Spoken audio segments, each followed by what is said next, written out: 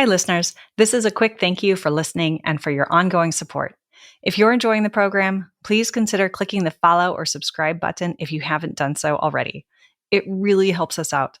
There's no better way to support us than doing that or sharing the show with a friend, colleague, family member, or any new or expecting parent in your life. It's totally appreciated. On with the show.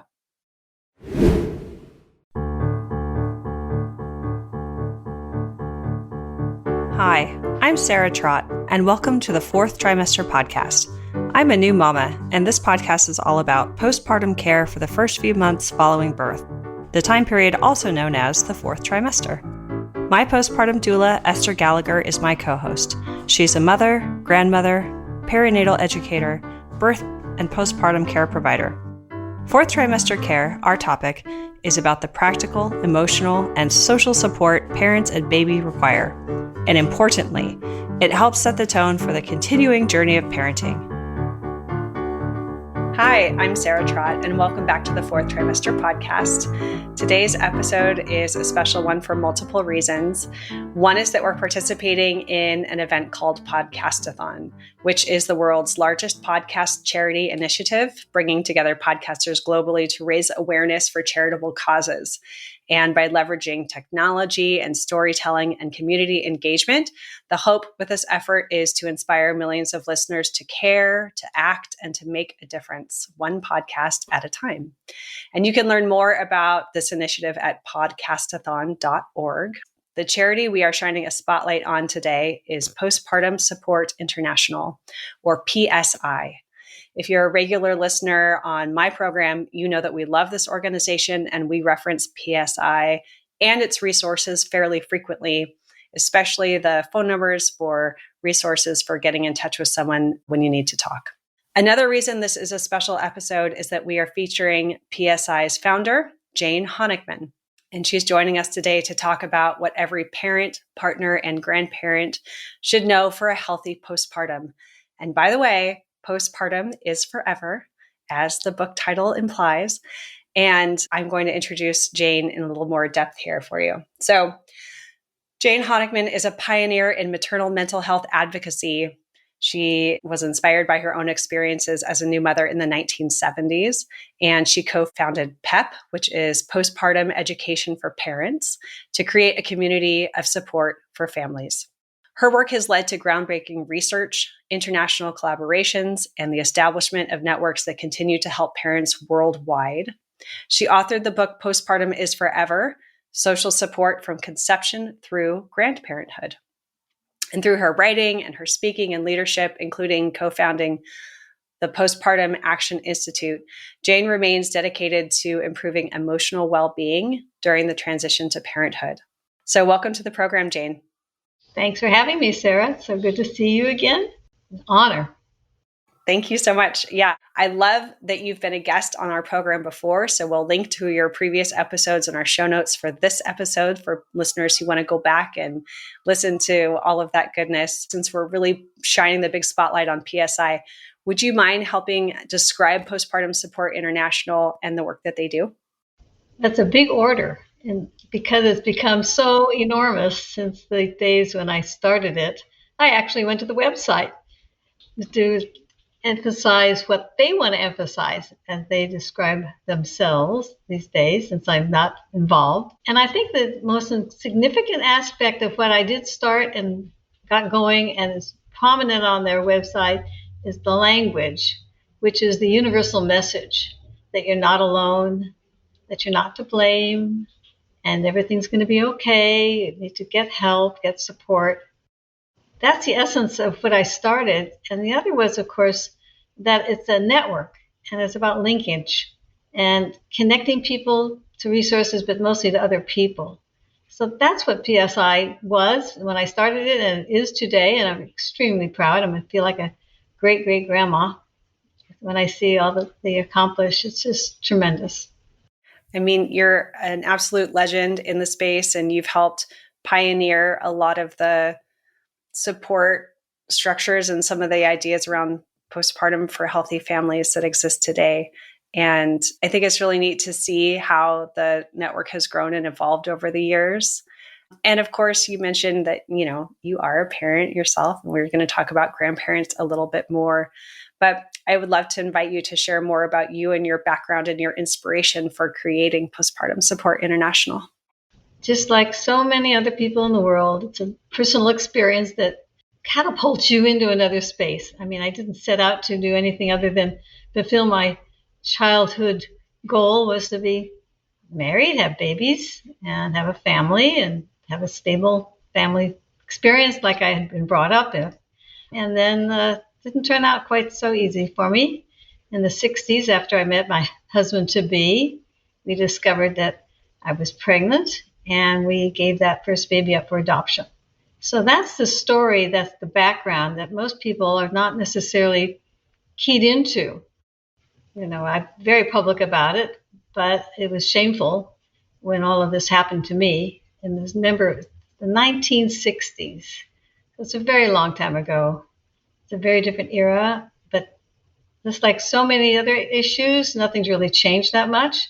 There's still the denial that maybe going through some hardships, that you may be keeping a secret, and the ignorance around that hasn't changed. And the emotion that you feel, of shame and guilt and embarrassment, that hasn't changed. So my background really is a perfectly ordinary young lady who always was falling in love with boys. And my plan was to carry along that track because I liked what I saw, the way I was raised by my mom and my grandmother, a very significant person in my life as well. Does that sort of set the stage? Yeah, no, that's perfect. Thank you for sharing your story. And it's almost like, a lot has changed, but so much hasn't, right? The emotions behind a story like yours are consistent and true today for people who are going through things that are challenging. One of the things that really stuck for me from our last conversation, one of them, was that the greatest need that parents have is to talk. That was something that you said. And thinking about evolution and change of the organization you created and what's happened in the meantime, technology is really helping enable social connection in a new way. And I always love to share that on the PSI website, there are links to all kinds of online support groups for just that purpose, to connect parents generally, but also there's so many online support groups or parent meetup groups, we could call them, that are thematic. So it could be for NICU families or, dude groups for the dads. And I think that's really neat that technology is changing and enabling parents to come together and talk in a new kind of way. So my reaction to that is that it's still not replacing face-to-face opportunities to get a hug and really look in people's eyes. So obviously I'm a fan of technology. I'm kind of a with it, kind of a, advocate, but my preference is always to have face-to-face personal conversations. You can get so much more out of it, and you can give your heart and soul. You're more authentic in person than we are when we do this in any other form of technology. Telephone. I mean, in the old days, PSI was all about a telephone. I mean, I talked to thousands of people just with a telephone. But PEP, the real foundation of my work, is still existing in the same format that my friends and I started, and that's to get together on a regular basis. Because getting together in your own community, knowing that, whatever you're going through, it's a shared experience, and that people have a variety of reactions to whatever they're experiencing, but the commonality of that you're not alone, and much more authentic to me. I guess I come back to that word than anything on a screen. I think we see that in the children when they, were forced to use screens to learn instead of getting outside and playing with their friends. It's the same thing with all human beings. And it's not just language. I was just reading an article about nonverbal communication, and we think about that among humans, but what about animals? And we have to realize that it's an organic experience to talk or to sing or have all these other kind of expressions that go with our emotions. Crying is the biggest one. That's so obvious, but affect, I mean, how do we describe ourselves? And I'm not feeling myself, and then look into the eyes of that person. You see and and you want to reach out. And you can't do that with a screen. That's the sad part. So my original intent has always been founded in the idea of a PEP in every community, where you actually physically get together with like-minded people, the same age and stage as you are in your human development. And it's about human development. It's about growing old, growing up, having new experiences, and discovering that it's been going on from the beginning of time. And sharing those with other people, which is so valuable. Yeah. Thank you. Yeah, I agree. Technology is never going to replace a warm hug or someone holding your hand or having a shoulder to cry on. Sometimes it's the next best thing if you don't have access to that. But I suppose what you've been working to do is to teach people how to create those groups and create community around themselves. Right. The idea of finding somebody who is like-minded is very basic. Whether it's sharing a recipe when you want to cook something, you do that, to being able to say, I don't know how to cook. Something as simple as that as well. And then, can you help me? It's just part of the growing up process of learning. And as we have families and we reproduce and we continue this ongoing generational sharing, I want to always remind everybody that we come from someplace else and that we're going to someplace else and that we're leaving steps behind us, but we're also following in footsteps that preceded us. And that's what postpartum is forever means. That doesn't mean that, ever outgrow growing up. I mean, even when we're no longer present in the physical sense, we certainly hope that we have a legacy. And that's, again, one of the things that I believe strongly about. And that's why talking is so good. And I love to write and I like to talk. And that's why I think it has to do with, connections, intergenerationally. I don't care for people who tag on partner or grandparent, or it's all the same thing. And nobody dominates. We have shared humanality, and we have to learn from the past and our mistakes, and we can't discredit them. We can question them when we do. That's healthy. That's evolutionary. But I really want to talk about ourselves as parents, that we had parents and that we're becoming parents. And if you may not have a child yourself, you have a parental role. And there's an anthropological term about all this kind of stuff, because cultures have always had the role of family to raise the next generation. Can't do it alone. No, we're not meant to do it alone, are we? It just isn't how we evolved. Yeah, and I don't understand. When we were young, my friends and I used to say, why did we think we could do this alone? We thought that then. And the other thing that irritated us, and this was the 70s, is that everyone was telling us what to do. And there were all these books. And that was in the 1970s. So that's a long time ago. And we thought there were too many experts, judging us at that point. That has increased, and that does worry me. And in terms of technology, is where are we getting that from? And that's, I think, disservice to ourselves, because we have to have those inner conversations, and then with our family members. And I also want to bring up gender here, because I've always struggled with the fact that this PSI emphasizes the family, everybody, the partners, everybody. But it's not shared in our day-to-day language. We're still using mother when we mean parent. We're still using father when we mean parent. And same with grandparents. There it is. It's right there in that generational pick. But we need to make sure that we're being more inclusive in terms of gender. And it's broadened. Oh, my goodness me, it's broadened. And our awareness of others is certainly wonderful.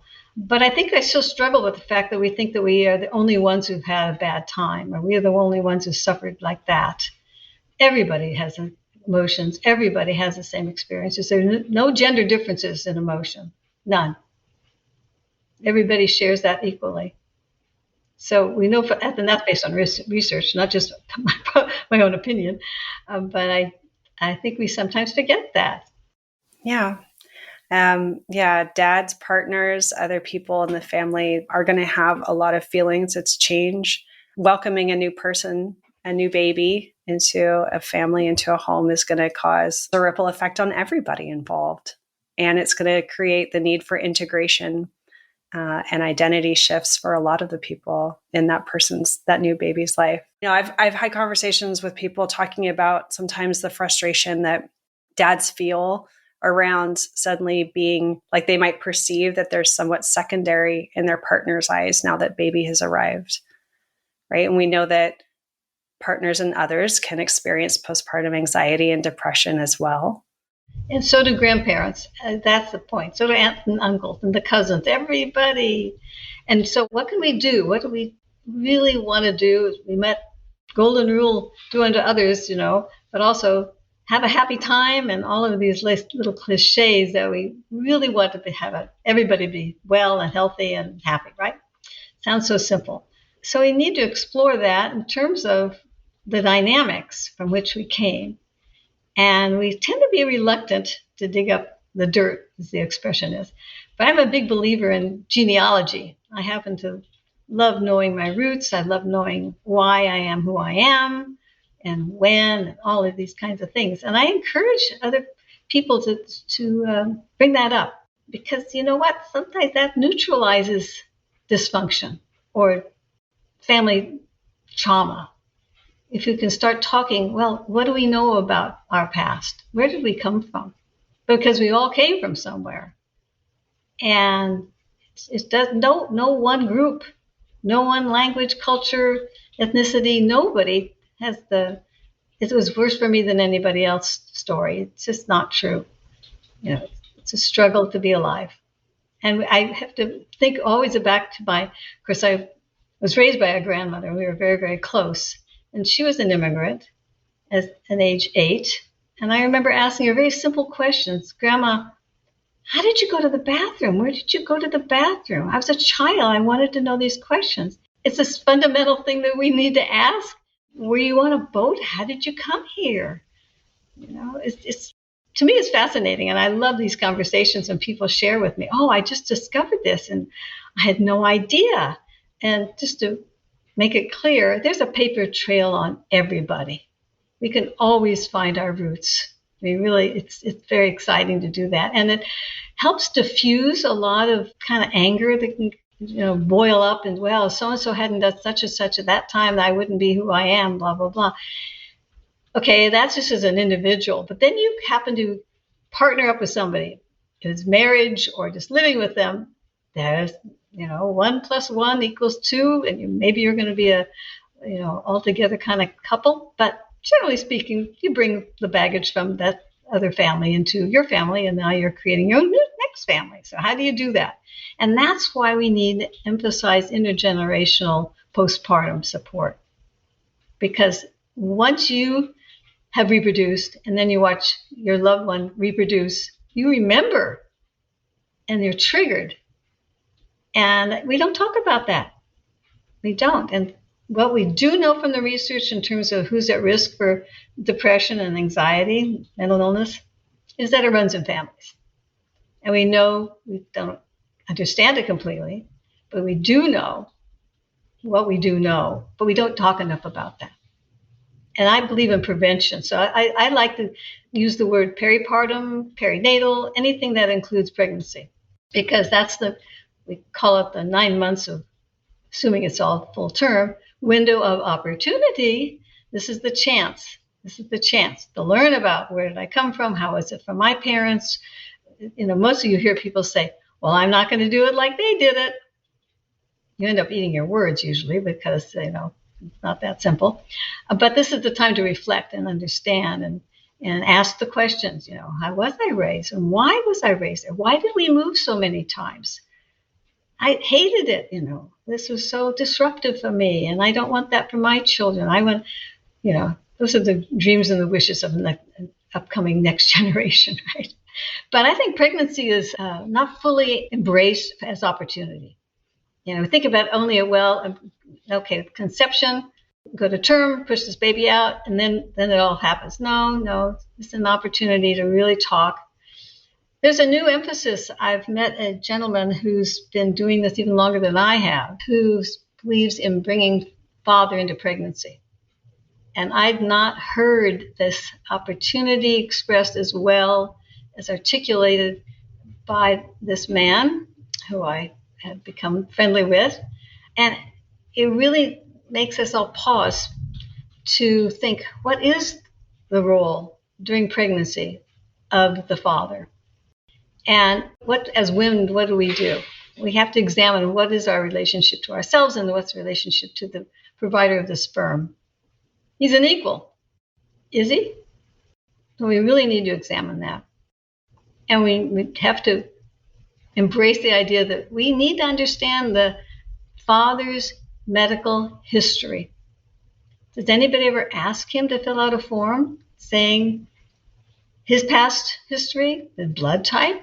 It's going to be influenced whether the baby has a blood type, right? We don't even have him write that down anywhere. It's all about the mother, all about the egg. So I challenge people now to think about that, because I think that's the next step. Maybe people know that I've, with Danny Singley, written a book called Factoring in Fathers, Parental Mental Health, Factoring in Fathers. And there's a workbook that goes along with that.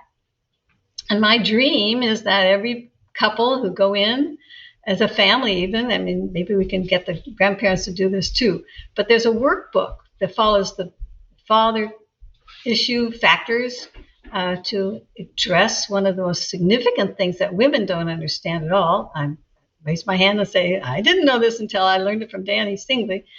What is masculinity? What is masculinity? How many times has a woman ever understood what it feels like to be a man? I know I have brothers, and I've had sons and son-in-law and husband of many, many years, but I don't know what it feels like to be a man. And as women, we really need to step back and pause. And I think that would help a whole lot in preventing mental illness, all forms of mental illness, at every stage. What could we ask people to do or advise people to do if they're listening and they're feeling inspired and they're thinking about starting a family or pregnant now? Maybe they're in that window of opportunity. So how are they going to work with their families, their partners, the men, the grandparents, right? Because we often have, we could say outdated ideas about traditional roles and traditional roles that grandparents play and fathers play and other kinds of partners play. But if we're going to start challenging this and bringing more equality to the fore, where would someone start? I like your suggestion of looking at your history, right? Yeah. Well, you can start by listening to the book. We've just put it on Audible. So Factoring in the Fathers is now something people can listen to and learn from Danny Singley about this very, very important topic from an expert. He's a man. I can write the things about the female, but I can't do that. But I have a big heart for my men friends.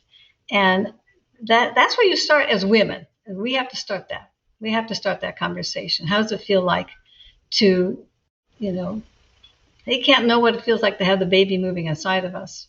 But we always try to, embrace that. One of the things that we've done successfully, and I'm very proud of the fact that my sons and sons-in-law are such co-equal fathers and for parenting. In terms of the greatest change that I've seen as a woman is that role, which I really insisted upon. It was my generation when there's a part of the, we call it Lamaze, but, that was just a technique. But the idea of let's learn about our bodies and what's going on inside of us as women. But when we started PEP in the 70s, it wasn't about mothers. It was about parents and the shared experience.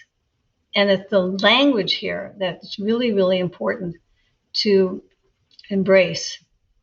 And I know I shifted. We all shifted as girlfriends. We felt very angry at how we were treated as feminists.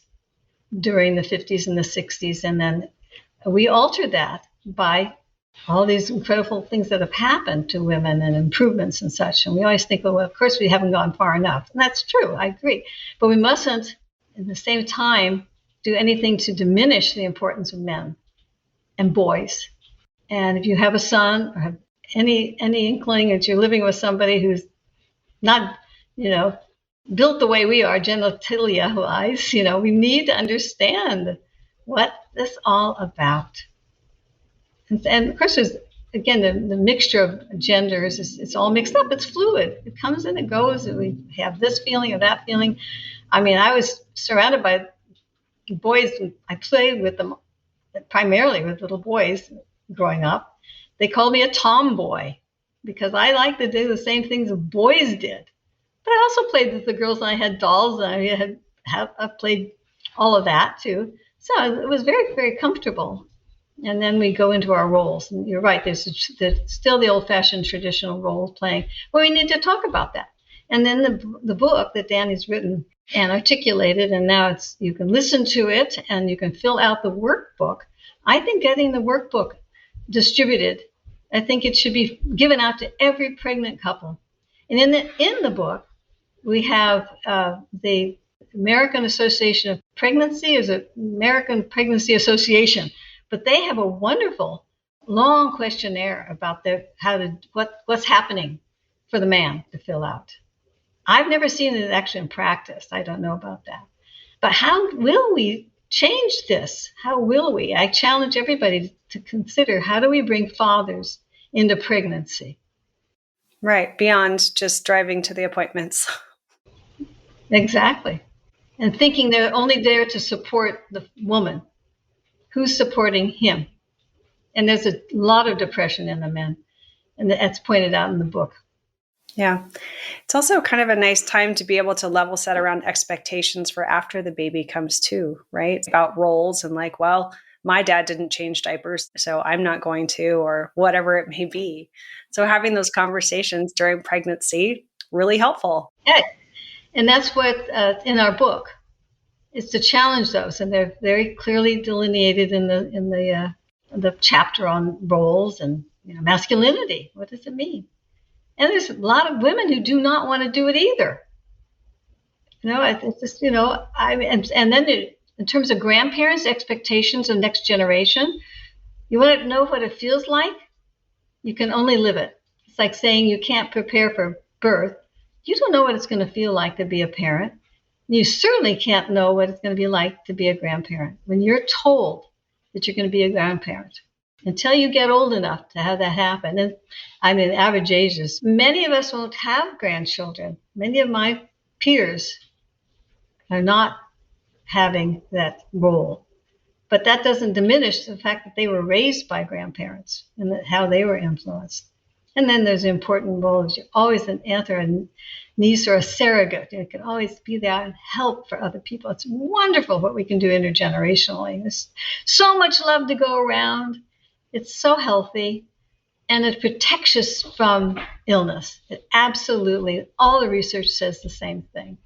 And it's social support. It's absolutely essential for survival.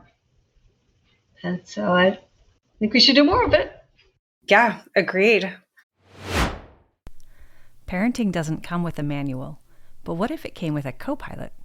Meet Hello Gaia, the AI-powered parenting assistant that's always there for you when you need it most. From pregnancy to postpartum and as your child grows, Hello Gaia offers fast, reliable answers to your most pressing questions. What makes Hello Gaia different? It's built on trusted sources like the American Academy of Pediatrics and the CDC. No endless scrolling, no questionable advice, just the support you need when you need it. Hello Gaia works hand in hand with your care providers, serving as your 24/7 virtual partner on this incredible journey of parenthood.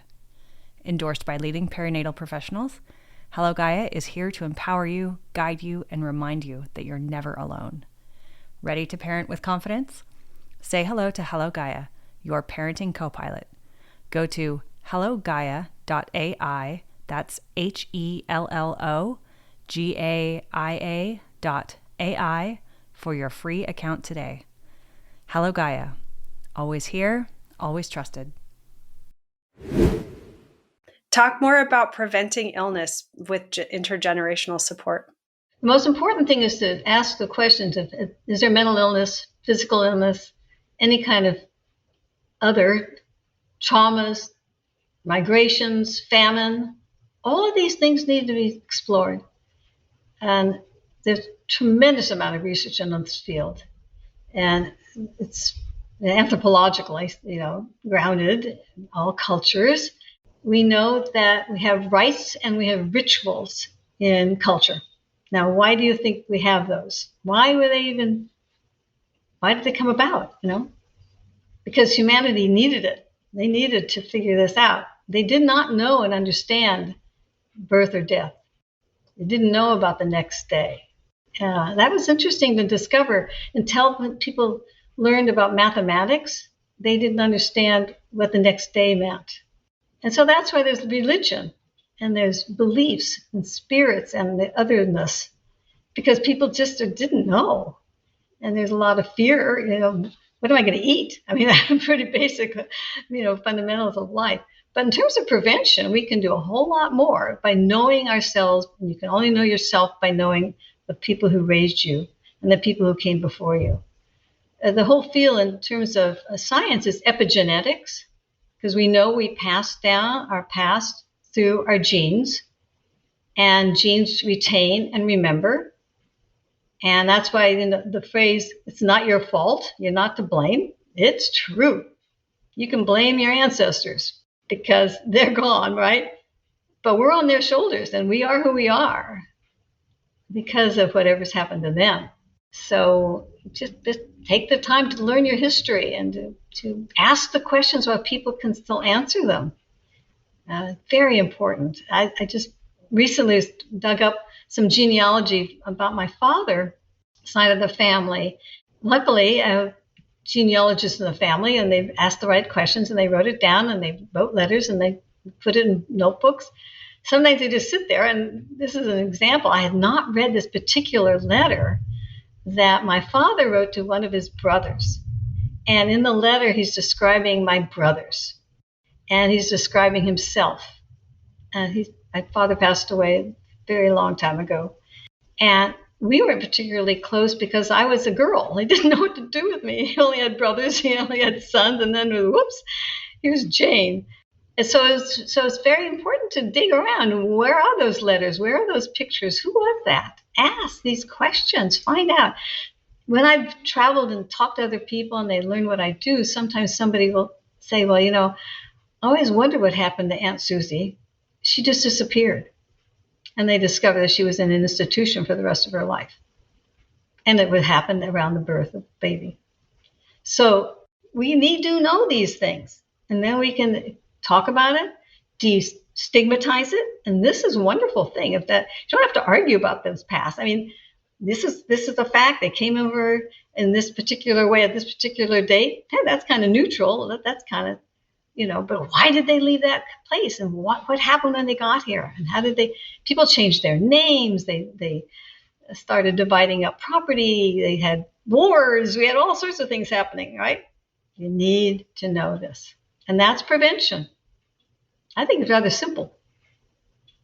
But nobody really asks me this very often. Well, when you put it that way, Jane, it is kind of simple, understanding your past. It's also a lot of fun, too. I love doing family history research and finding out more and digging up old pictures or photographs. And, it's interesting how connections suddenly get made. You're like, oh, the light bulb goes off. Like, oh, that makes sense. And you see divorces and remarriages and different family parts of the family tree splitting off in different ways and things that, maybe as a child, you remember the family wouldn't talk about. It was like some forbidden thing. You can go back and say like, no, I'm still curious. I want to know like why, like what happened, what was so shameful. And actually sometimes it's very healing to go back and say, oh no, that's normal life also. It's called therapy. It's really therapeutic. And back to the word talk, talking is therapy. It doesn't matter who you're speaking with. It's when you exhale and your oxygen goes out, it's a biological experience. Your brain releases all these chemicals, and the neurons fire. So it's all very biological. And we have to do it. And we really need to do it. And we like to do it. And sometimes we do it badly. Some of us have more skills than others on how well we communicate our feelings. But these are things we can learn and improve on, because if you're having children, you're raising the next generation, and you want them to speak in this such and such a way that's kind and caring and empathetic and non-judgmental. But do we do it? I just recently saw another article that was about that smiling is gender biased. That there was a study that who smiles more, parents smile more, and they elicit more smiles from girls than boys. And there's an imbalance. And then the boys are not getting exposed to expressing themselves in such a way, and then they're judged. So we're doing this all the time to each other, and we're just not aware of it. I thought that was fascinating. Just simply simple as smiling. Yeah. Again, something that was probably learned many generations ago and just feels normal. Like it's like an unconscious thing. Yeah, I think it's a gender and sex specific thing about back to being a man, being a woman, how do you behave and what's the roles? Yeah, it's a fascinating thing. And then we can go back to, well, she never smiled. It may turn out she may have an ingrown toenail. I mean, she was miserable because she, was toothache and painful. And, I mean, that's silly, but it's not really, because we express our feelings. And they reflect in our eyes and our smiles. Yeah. In our language, of course. Yeah. And as you were saying earlier, body language, which is hard to see over a Zoom call or something like that. But so talking about grandparents, then, one of the things that came to mind when we were speaking earlier was that when people have children, they're triggered, and it's possible again to like see your children have children and be triggered about some of those same things, maybe things that you've since done work on, maybe not, but it can cause dysregulation, like again, right? Exactly. And it does. I guarantee you it does. You're not immune. And people wonder, why didn't my grandmother come over and help me more? I really needed her. Because that grandmother had a postpartum depression. Nobody was there for her, and she didn't know how to do it for the next generation. And it triggers. The brain does not forget anything. If one sentence is, the brain retains, it just retains everything. We may not be aware of it. And certainly genetically, we're not that aware. Well, I have blue eyes because my father did, and I look like my father, so I have blue eyes kind of thing. But dispositions and interests and all these things, they are passed on. And it's watching and learning that you're going to become a grandparent challenges who you are as a person and the life expectancy. I'm old. I can't reproduce. I liked it when I could. I don't like seeing myself get wrinkled and gray. It's a reality.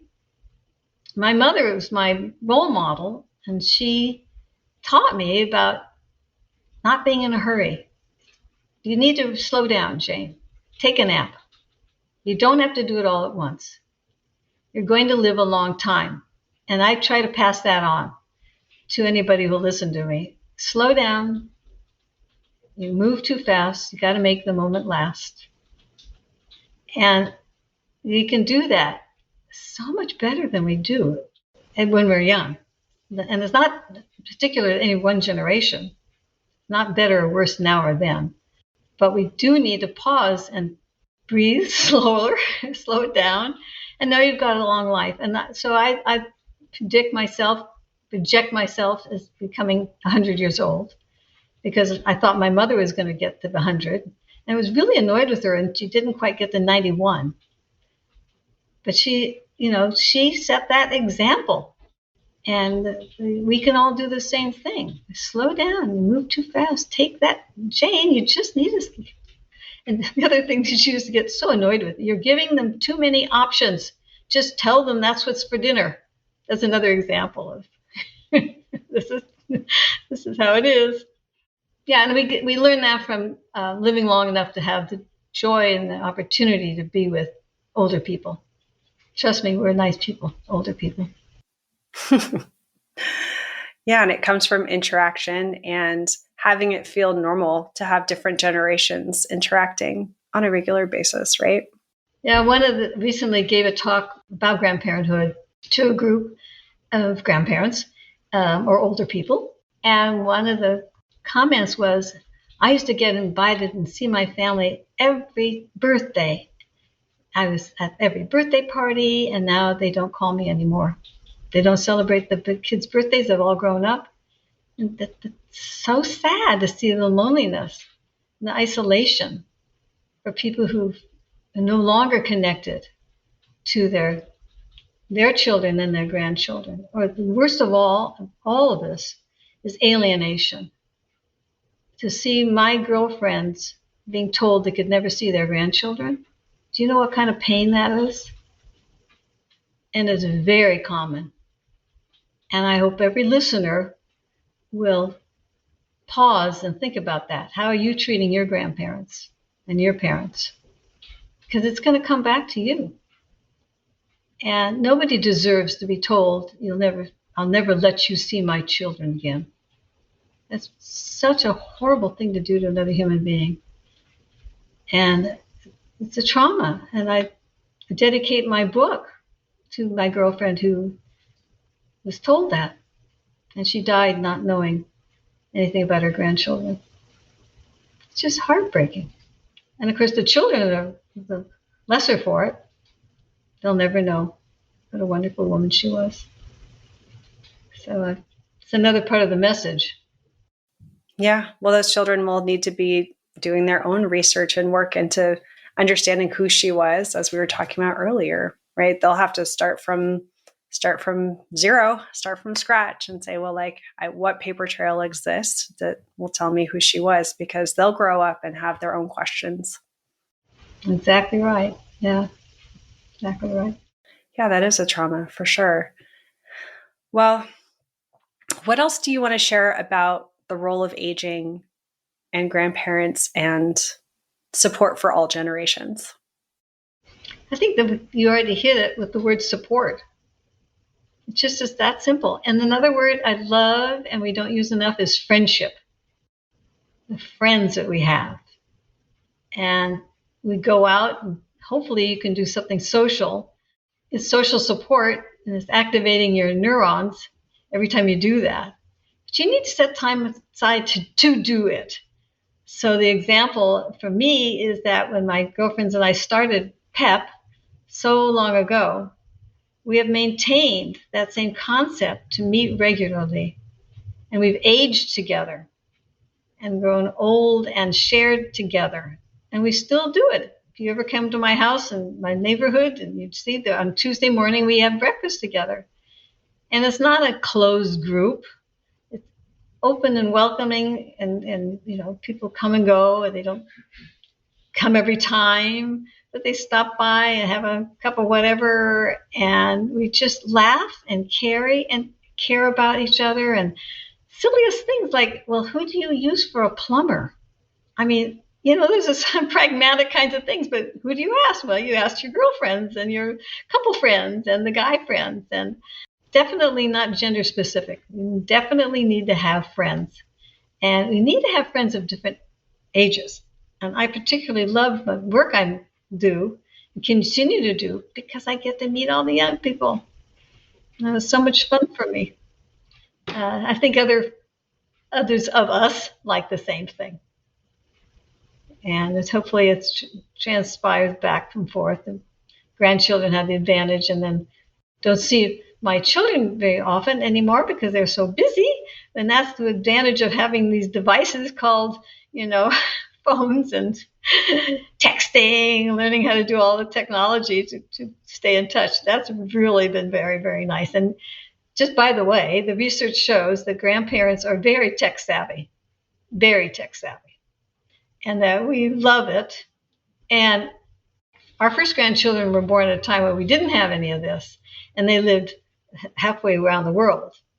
And we saw each other once, maybe every year. But we had letters in those days and the telephone. And I think back to my grandmother when she was 8 and she left her grandparents behind in a foreign country, come to this foreign country. They never saw them again. Never. And that's happening today with displacement, migration, all of these traumas that happen again and again and again.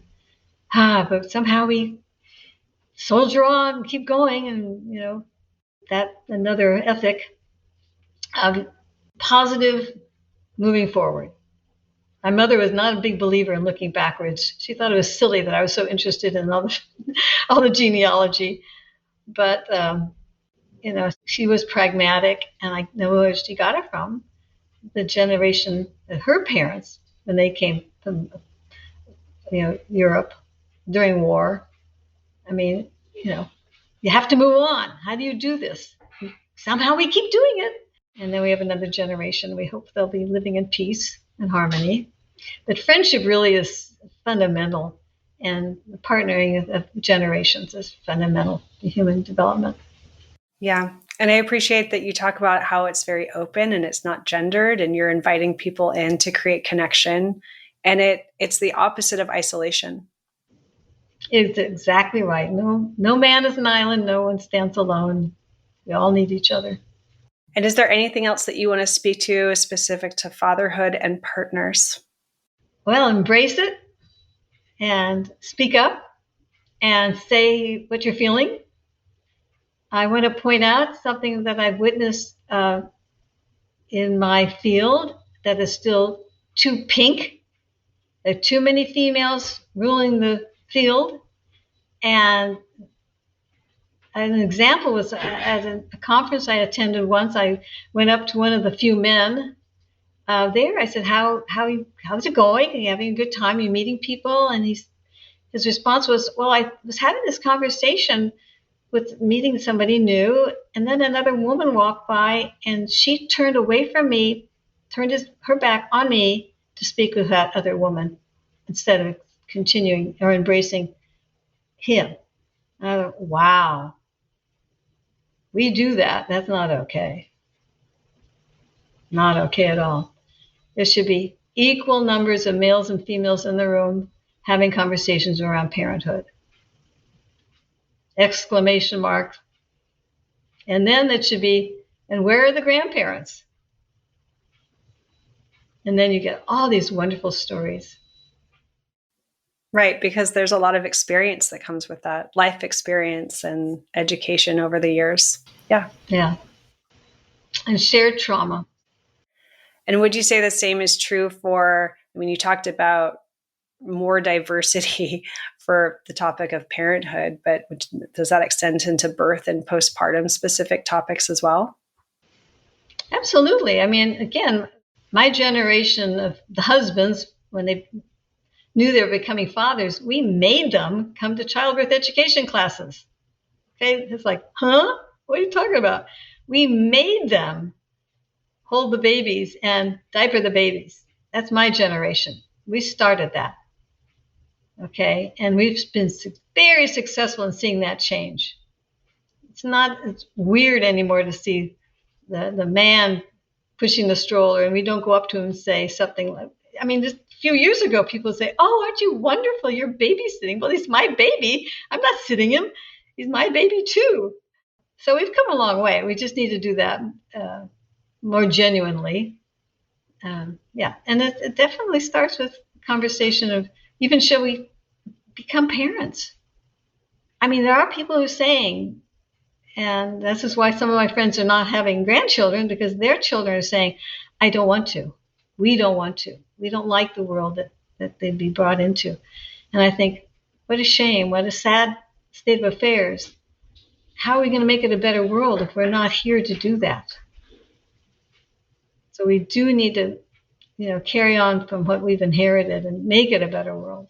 We can only do that by reproducing with good conscience and support, and everybody is part of the picture, and and embraces the idea that back to it's not an easy thing to do.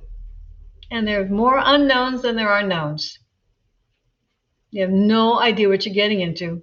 I'm sorry, honey, but it's a platitude, I know, and I keep my mouth shut, but I go, mm-hmm.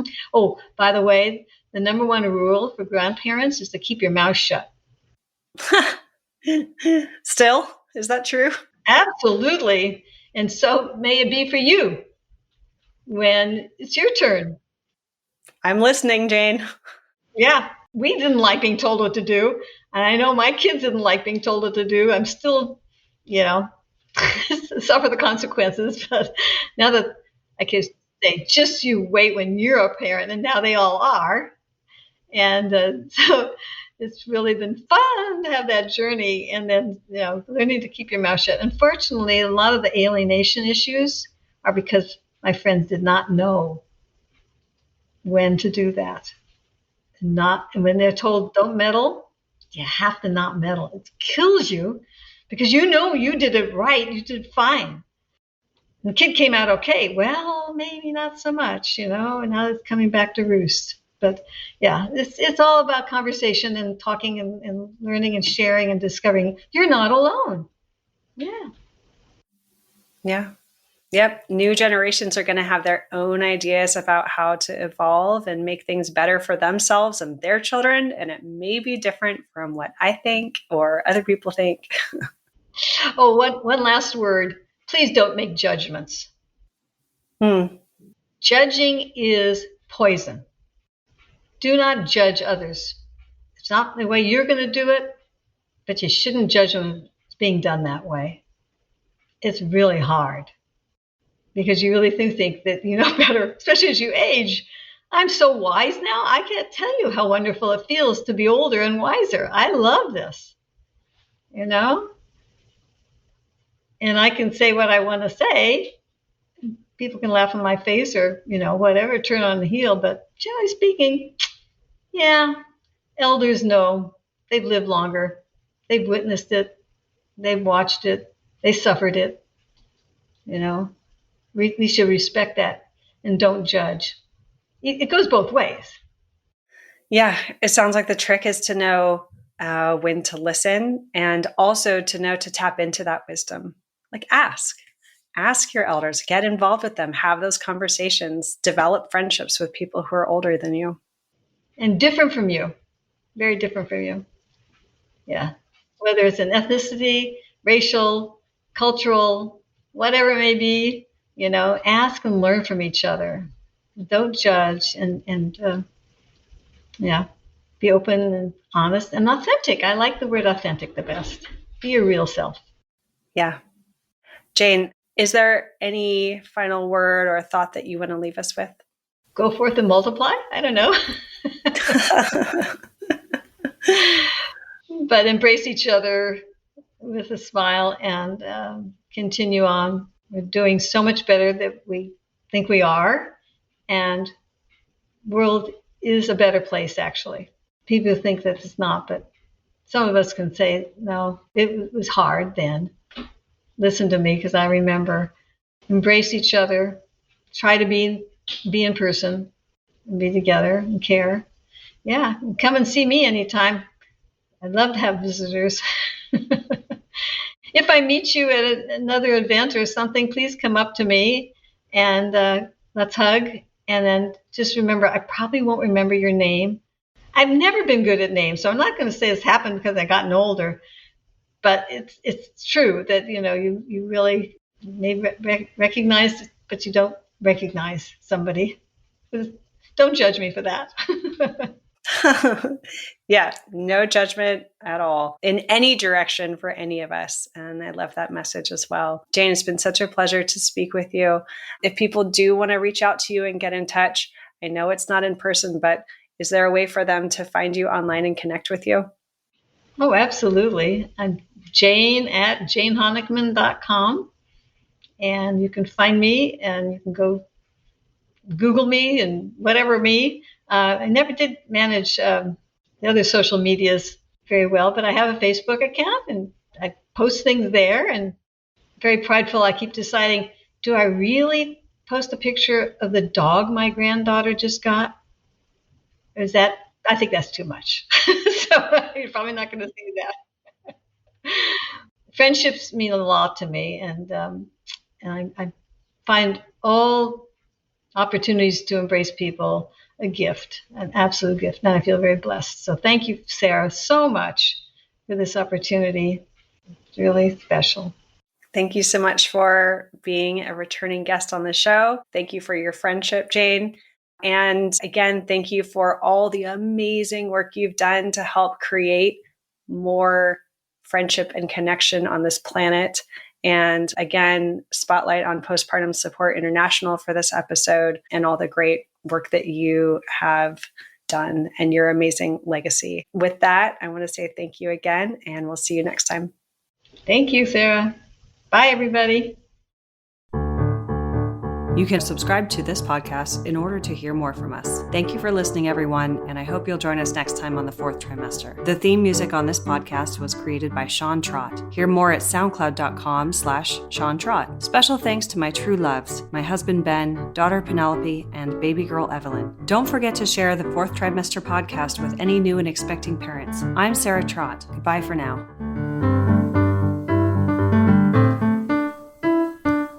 Hello again, bicycle man. I know you're doing all that you can.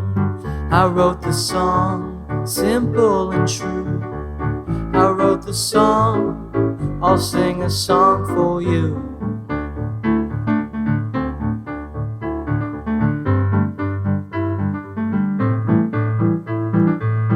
You got your wheels, you got your gears.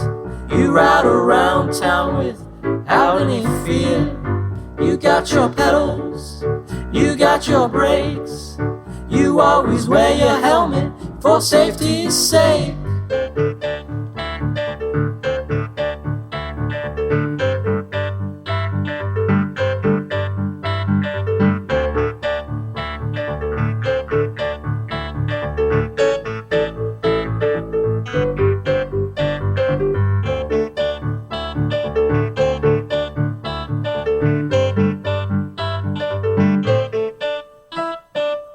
Hello again, bicycle man. I know you're doing all that you can. I wrote the song, simple and true. I wrote the song, I sing a song for you.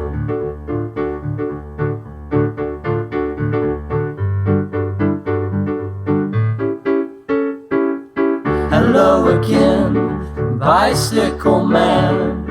I know you're doing the best that you can. I wrote the song, simple and true. I wrote the song, I sing a song for you.